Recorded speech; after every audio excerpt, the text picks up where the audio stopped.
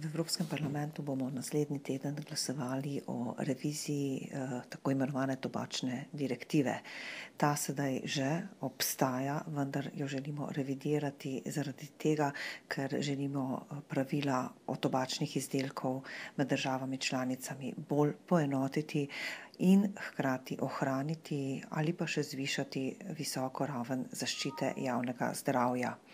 Zaskrbljujoče je to, da v Evropi še vedno okrog 700 tisoč smrti letno povzroči kajenje.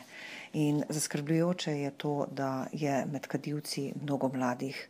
Zato je namen te direktive oziroma revizije predvsem ta, da bi mlade odvrnili od kajenja, da s kajenjem torej sploh ne bi začeli. Nekaj vsebinskih poudarkov naj povem. Prvo je to, da se regulira označevanje in pakiranje tobačnih izdelkov.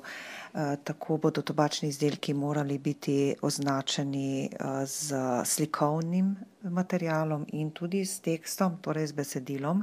In ta velikost naj bi bila od 50 do 75% celotne škatlice cigaret. Kaj bo obveljalo po glasovanju, bom šele videla, ker so mnenja v parlamentu o tem zelo deljena. Poleg tega regulira tudi razne dodatke, sestavine v tobačnih izdelkih. Tako bodo arome, kot so recimo sadna pa čokoladna, popolnoma prepovedane. Prepovedani bodo tudi dodatki, ki so povezani z energijo in vitalnostjo, kot recimo kofein.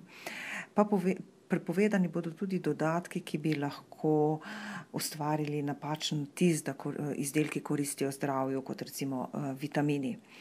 Obstoječa direktiva tudi ne uravnava internetne prodaje, to uvajamo s to novo revidirano direktivo.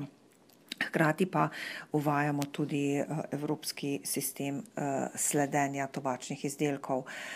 Prepovedujemo tudi oralno uporabo tobačnih izdelkov, razen na Švedskem, kjer je to pač že tradicija, in uravnavamo tudi zakonodajo v povezavi z e-cigaretami, ki zaenkrat je predlagano, da naj bi se e-cigarete regulirale kot da so medicinski produkt, ker naj bi pomagale pri odvajanju od kajenja. Mislim, da je prav, da potrošnik dobi informacijo o izdelku celovito, da torej, ko poseže po njem, po cigareti, ve, kaj pomeni to za njegovo zdravje. Potrošnik mora biti osveščen potrošnik.